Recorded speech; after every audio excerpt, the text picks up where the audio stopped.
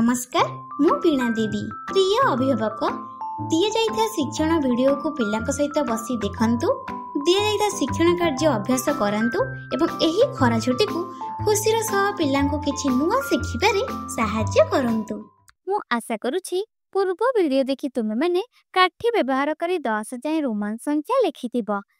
एबे आस देखिबा प्रस्तर जुग और आधुनिक जुग रे व्यवहार हेउथिबा सरंजाम।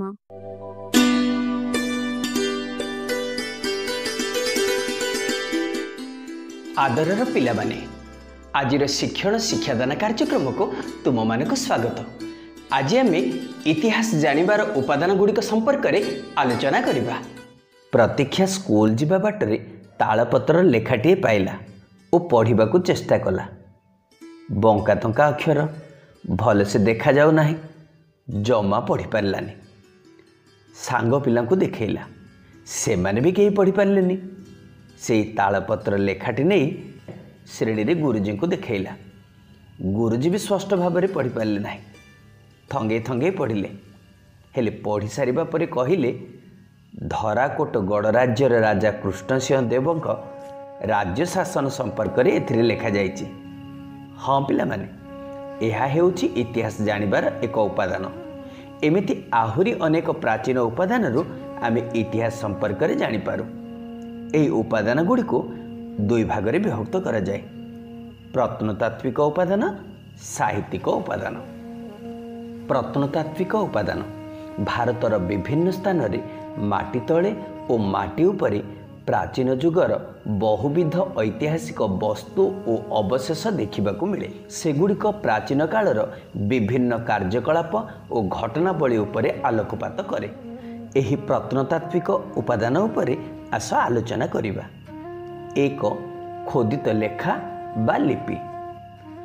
अतीतर विभिन्न घटना, कार्यकलाप, शासन प्रणाली, सामाजिक प्रथा, परंपरा और चलनी इत्यादि माटीर टाइल और इटा, तंबापटा, पशु चमड़ा, लुगा, स्तंभ, मंदिर कांथ, पत्थर, गछर पत्र और छाल तथा तालपत्र लेखा जाउथला। सेगुड़िक आज मध्य देखिबाकू मिले। ओडिशार भुवनेश्वर निकटवर्ती धौली पहाड़, गंजामर जौगड़ ठारे पत्थर उपरे आज को प्राय 2200 वर्ष तलर लेखा देखिबाकू मिले। यह छड़ा ईरान, इराक, मिसर, चीन, ग्रीस तथा आम देशर विभिन्न स्थान रे अतीतर लेखा मान देखिबाकू मिलता है। दुई कीर्ति और कलाकृति। तुम माने निश्चित भावे कोणार्क मंदिर, जगन्नाथ मंदिर, भुवनेश्वर लिंगराज मंदिर सब देखिथिबो। आम देशर एमिति अनेक ऐतिहासिक कीर्ति यथा मंदिर, दुर्ग, राजप्रासाद, स्तूप और मठ इत्यादि देखा जाए।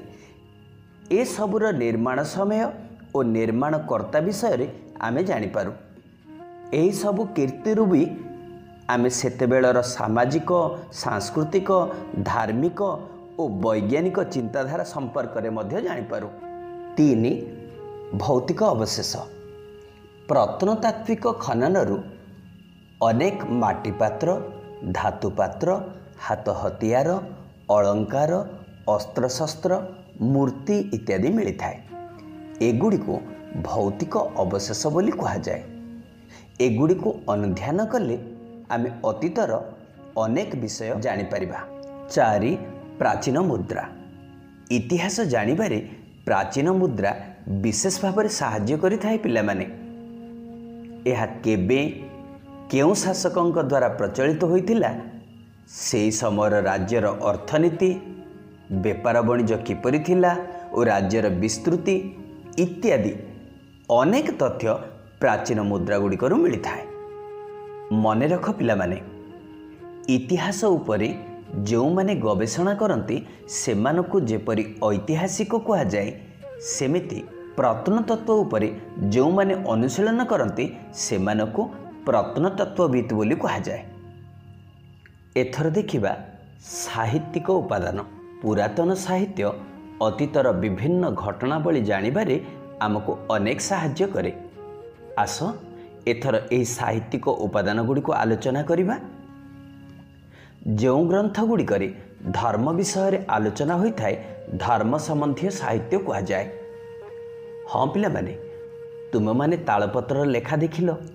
बहु प्राचीन काल रे सेतेबेले कागज नथिला कि छपाकल नथिला। तालपत्र देहरे लेखनी माध्यम रे हाथ रे लेखा जाउथिला। एहाकु पांडुलिपि कह जाए। वेद, उपनिषद, पुराण, व्यासदेवଙ୍କ महाभारत, वाल्मीकिଙ୍କ रामायण एही श्रेणीर एगुड़िकरू अतीतर धर्म, सामाजिक व्यवस्था एवं राजनैतिक व्यवस्था विषय अनेक कथा जଣା पड़े। 2 ऐहिक साहित्य। धर्म संबंधी साहित्य व्यतीत प्राचीन काल रे अनेक गुड़िए साहित्य रचना करा जायतिला। एहाकु ऐहिक साहित्य कहा जाए। विभिन्न धर्मसूत्र और स्तुति, पाणिनि और पतंजलि लिखित व्याकरण, कौटिल्यंक अस्त्रशास्त्र, चरखंक चिकित्सा विज्ञान, कालिदासंक मेघदूत, कुमार संभव, बाणभट्टंक हर्षचरितम इत्यादि सही समयर समाज, रीतिनीति, शासन प्रणाली, अर्थनीति आदि विषय आलोकपात करे। 3 वैदेशिक विवरणी। प्राचीन काल रे अनेक वैदेशिक परिव्राजक भारत भ्रमण रे आसीथिले। सेमाने से समय रे अनेक कथा सेमानकर भ्रमण विवरणी रे लिखि जाइछन्ति। एही सब विवरणी रु आमे इतिहास संबंधी अनेक तथ्य जानिबाकु पाइथाउ। एही सब परिव्राजकंक मध्य रे मेघास्तानिस, फासियां, जुआंगजांग, आलुबेरुणी, इबन बतुता आदि अन्यतम। सेथि मध्यरु चीन परिव्राजक जुआंगजांग ओडिशा को आसीथिले। आज आमे जहा शिखिले आस संक्षिप्त रे कहिबा। इतिहास जानिबार उपादान गुडी को 2 भाग रे विभक्त करा जायछि। 1 प्रत्नतात्विक उपादान, 2 साहित्यिक उपादान। प्रत्नतात्विक उपादान को पुणी 4 भाग रे विभक्त करा जायछि। खोदित लेखा बा लिपि, कीर्ति और कलाकृति, भौतिक अवशेष, मुद्रा। साहित्यिक उपादान को पुणी 3 भाग में विभक्त करा जायछि। धर्म संबंधी साहित्य, ऐहिक साहित्य, वैदेशिक विवरणी। एही उपादान गुड़िकरू अतीतर सामाजिक अवस्था, धर्म, राज्य शासन प्रणाली, अर्थनीति आदि विषय रे आमे अनेक कथा जानि पारू। आज पई एतिकी। धन्यवाद।